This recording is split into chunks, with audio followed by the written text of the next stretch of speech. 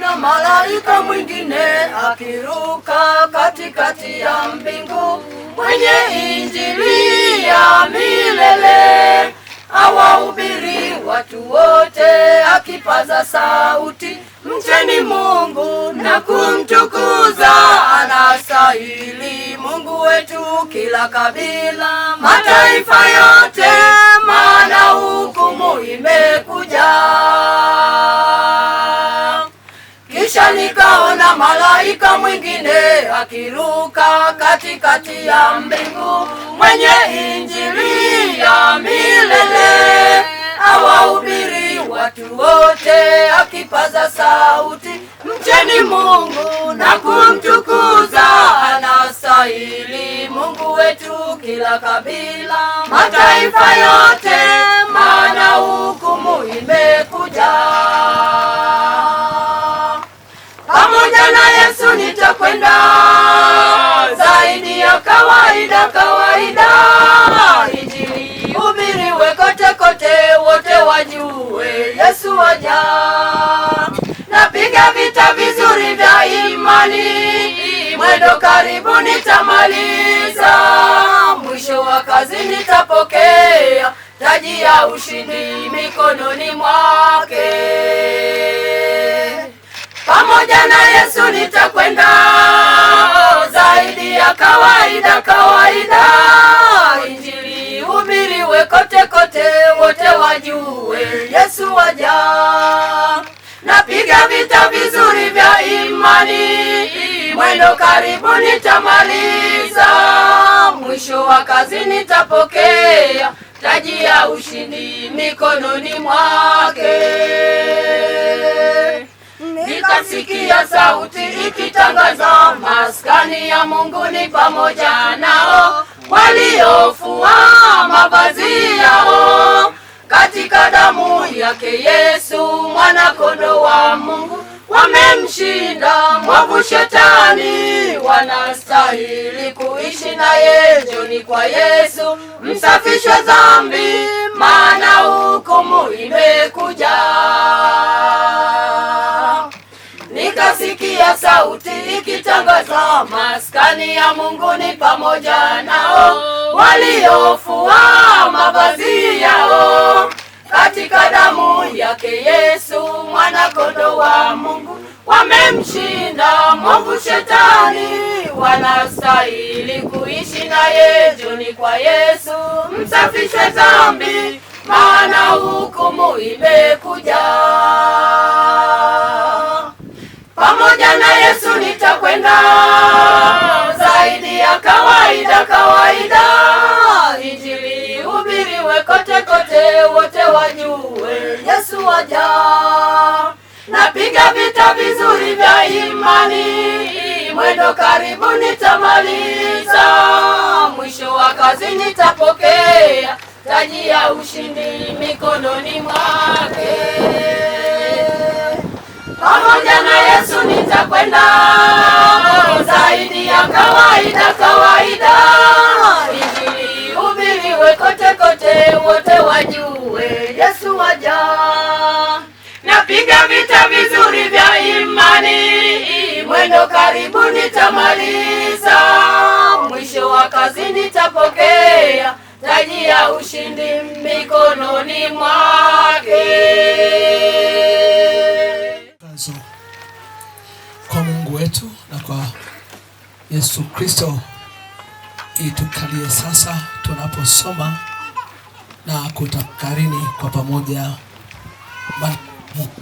maneno niliyochagua kutoka waraka wa Yakobo kwa watu wote, sura ya 4 mstari wa 13 hata ule mstari 17. Waraka wa Yakobo kwa watu wote, sura ya 4 mstari wa 13 hata wa 17. Katika jina la Yesu nitasoma. Watu wote katika jina la Yesu nitasoma. Amina. Ukisema amina natukuzwa aliye juu mbinguni. Haya basi, ninyi msemao leo au kesho tutaingia katika mji fulani na kukaa humo mwaka mzima na kufanya biashara na kupata faida, walakini hamjui yatakao kwako kesho. Lazima wenu ni nini? Maana ninyi ni mvuke uonekanao kwa kitambo kisha hutoweka. Badala ya kusema Bwana akipenda tutakuwa hai na kufanya hivi au hivi, lakini sasa mwajisifu katika majivuno yenu. Kujisifu kote kwa namna hii ni kubaya. Basi ajuaye kutenda mema wala hayatendi, kwake huyu ni dhambi. Amen.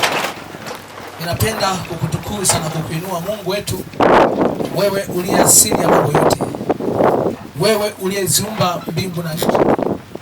Ninakushukuru kwa sababu ya kusanyiko hili pamoja na kumtwaa ndugu yetu na kwako mbinguni.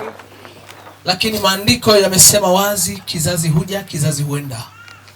Maana yake sisi tuwe tayari tukitambua wakati wowote tusiodhani mwana wa damu yuaja. Na atakuja kwa njia gani, ni sisi tukae tayari, tujiandae. Asante kwa ajili ya neno hili, na lisogeza mikononi mwako, na kisha liachilie lishuke katikati ya wanao likaze matunda. Ninakuamini Mungu kwamba utakwenda kusema na kila mmoja mahali hapa, utakwenda kuganga mioyo, utakwenda kuinua mioyo yetu, na utaifungua na macho yetu na masikio ya mioyo na rohoni, ili tuweze kupata neema, na haya macho ya mwilini na masikio yapate kukurudishia sifa, heshima na tukuzo. Asante kwamba sote tutanyamaza kimya, na mbingu zisikie ukuu wako na ardhi isikie ukuu wako, tukinyamazisha kila chochote ambacho ni roho, ni madhabahu, ambacho inaweza kuleta shida, kusababisha kuto kusikiliza au kupokea na kutunza agano neno lako. Ewe Yesu Kristo uliye njia, kweli na uzima, na kila mwenye kukuamini aseme amen. Amen. Wapendwa, na wasalimu katika jina la Yesu. Kwaya iliyokuwa inaimba hapo ni kwaya mojawapo kati ya kwaya za usharika wangu pale Malindi. Mshukuru Mungu ambaye kipindi kile nilitumika hapa nikiwa ni mwinjilisti, na mlinilea, na ndio maana niko hivi nilivyo. Na Mungu wa mbinguni abariki kwa sababu mmenitunza na kunipa pasayo. Sijaacha kusema, kila alipopita ningesema mimi ningekuwa mkuu, ningekuwa na nafasi ningesema watumishi wapitie usharika wa Mamba. Kwa sababu kuna kitu kikubwa kizuri ambacho kinatoka mahali hapa. Na Mungu aendelee kuwatunyoshe mikono mahali mlipo tafadhali. Mwana kwaya maana yake. Lakini pia mke wangu yuko mahali hapa, hebu tambue kwa wake ambaye ni mwana kwaya.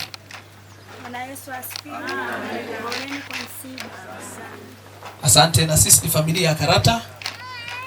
Naamini mzee wangu Karata wakati akitoka kwenye kazi zake huko na 2008 baada ya kurudi hapa akasema nataka nitumikie Mungu. Na mimi nikamchagua rasmi kuwa mzee wa kuwa mwalimu wa mtaa. Tangia muda ule na mpaka sasa ndio na meremeta. Naomba Mungu akutie nguvu mzee Karata.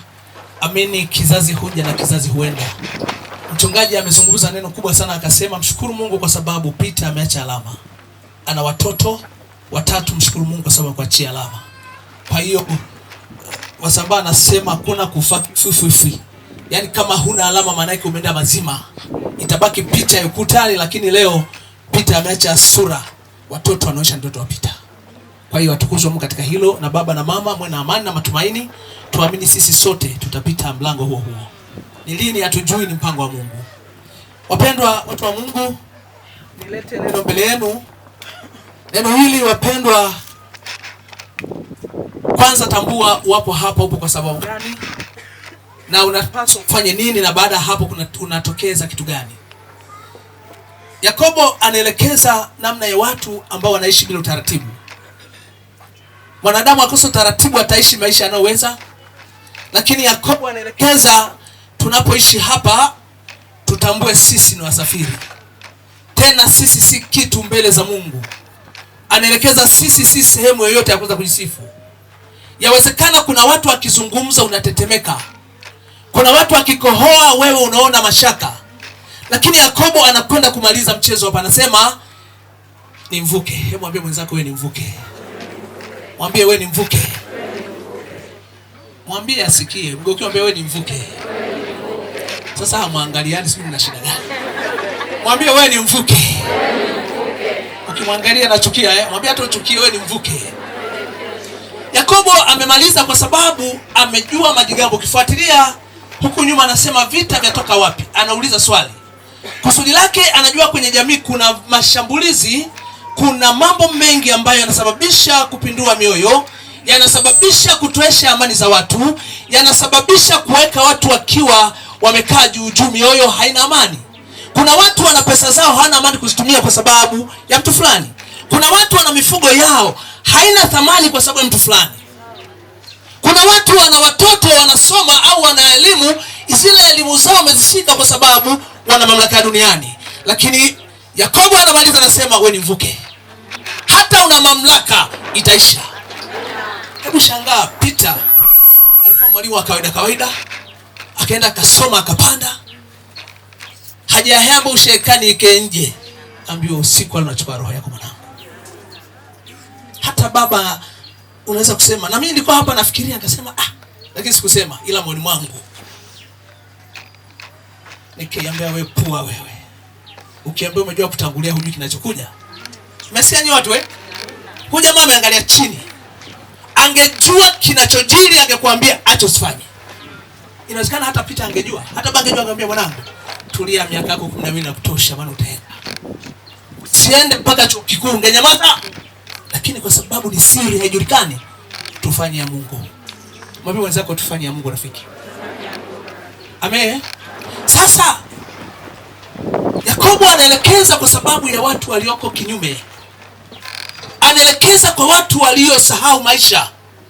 Anaelekeza kwa watu wanaojigamba katika dunia hii. Anaelekeza kwa watu ambao wamefika mahali hawamwogopi Mungu.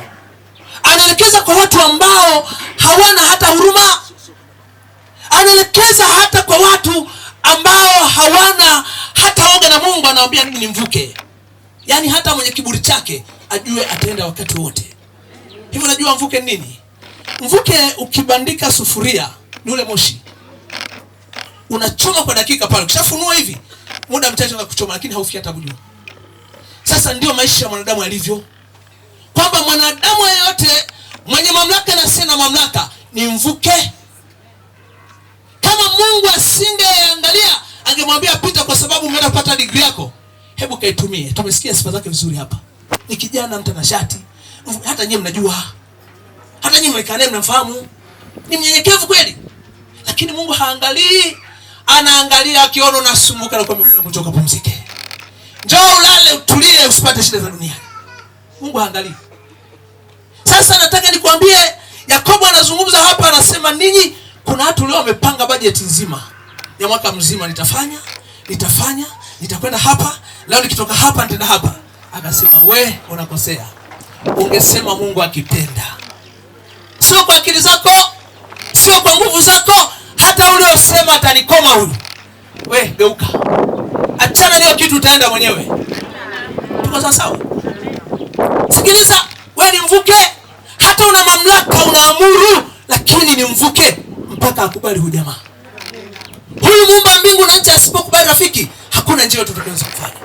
Lakini andiko linatuambia basi kwa kuwa sisi ni mvuke, ni moshi, maana yake tutengeneze na Bwana. Usiringe.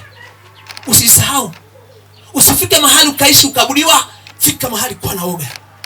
Amen watu wa Mungu. Amen. Bila kujali dini yako, fika mahali muogope Mungu. Wale uliowanyanyasa, achana biashara. Unaowatesa, achana biashara, wewe ni mvuke utaenda. Na Mungu anaweza kukuacha ili kwamba uendelee ikiwezekana utengeneze. Usije ukajiona mjanja. Hiyo siku anaminya pumzi dakika imeisha. Amen.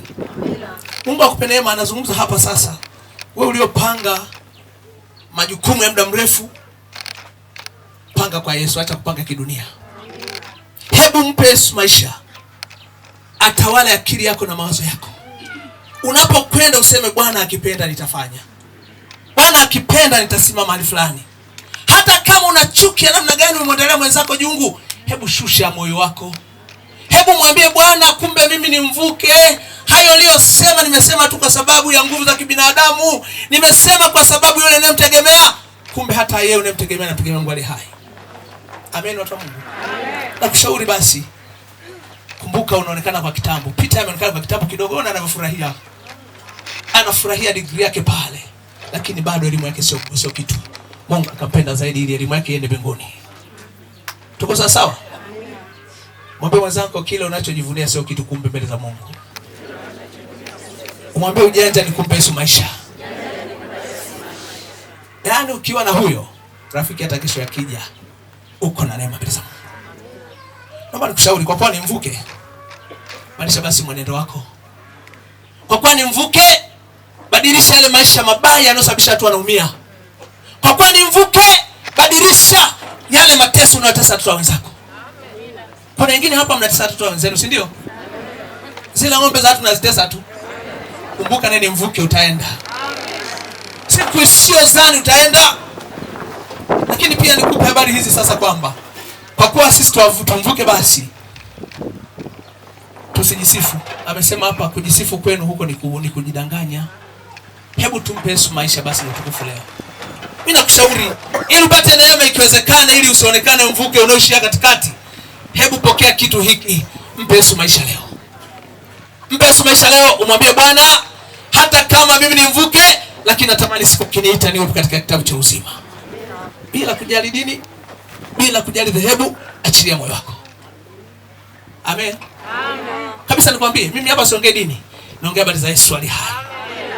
Ambaye siku ya mwisho ndiye atashika funguo za mauti na mpe maisha leo akupe rehema. Kabisa muamini yeye. Ukishamwamini, badala ya mvuke wa kibinadamu, anaona hii ni harufu njema mbele zake. Naomba niombe na wewe unaotamani kwamba kwa kweli ili sionekane nikanyanyaswa, hebu Yesu aonekane ndani ya maisha yangu. Nyosha tu mkono wako tuombe pamoja. Wanasema kwa kweli mimi sitamani sasa ninyanyaswe. Hata kama una aibu, wewe muone baba yako aibu, lakini mwisho wa siku Yesu anasema mwenyewe. Nyosha tu vizuri hivi, usipawe hivi. Sema hivi kabisa, Yesu one. Usiwe na mashaka, hata mama mko yupo, usijali. Neni mvuke. Hebu sema Baba, katika jina la Yesu, niko mbele ya madhabahu yako. Kuitwa kwa Peter alitengeneza. Na hata mimi nilihusika kusema habari za Peter kwamba leo ataendaje. Kumbe Mungu ametengeza njia. Naomba unisamehe katika hilo. Inawezekana ningenikosesha. Naomba mimi kwa kuwa ni mvuke, yule niliyemwandalia habari mbaya ninamsamehe bure, na yule niliyeandalia habari mbaya namsamehe bure, kwa sababu atapita. Hata mimi nitapita, na hilo tunalogombania pia litapita. Ni mvuke mbele za Mungu. Asante kwa sababu umeniita na nimenyosha mkono huu nikiamini kwamba ni njia, ni kweli na uzima. Kupitia neno hili nisiringe, kumbe inaonekana kwa kitambo na kitambo nitapotea. Naomba neema yako, nipe kibali chako, nifute jina langu Bwana Yesu kwenye kitabu cha hukumu, liandike kwa upya katika kitabu cha uzima, sasa na hata milele. Na Yesu apewe sifa. Amen. Basi ni kushukuru mchungaji Mbari kwa kutupa sala ya toba. Bwana asifiwe sana. Sala ya nini? Sala ya toba. Na kweli kama kuna mambo, kuna jambo umewaza baya na gumu kwa ajili ya mwenzako leo, tengeneza mambo yako na Yesu. Akasema mimi ndimi njia, kweli na uzima. Mtu haendi kwa Baba ila kwa njia nani? Nikutie moyo, simama katika imani. Na haya leo zungumzo siachie hapa. Ondoka nayo, maana hujui siku wala. Sasa wao nafikiri Peter na ule ujana na umri aliokuwa nao, alifikiri habari ya kifo. Alikiwaza. Lakini kimetokea. Wewe je? Wewe je? Na hakuna atakayeishi hapa. Wote tutaitwa. Nishukuru mtumishi wa Mungu kutia moyo katika jambo hili kwamba sisi ni mvuke, na kweli wewe ni mvuke. Sasa siku ya leo iwe siku ya matengenezo, si ndio? Siku ya nini? Leo iwe siku ya matengenezo. Peter alitengeneza. Wengine wakawa na mashaka na hofu, lakini amefanyaje? Amemaliza safari yake vizuri. Sasa swali linakuja hapo kwako, wewe je? Mungu akubariki na Mungu akutakasi kwa ajili ya neno hili, na neno hili likawe taa na mwanga katika maisha yetu.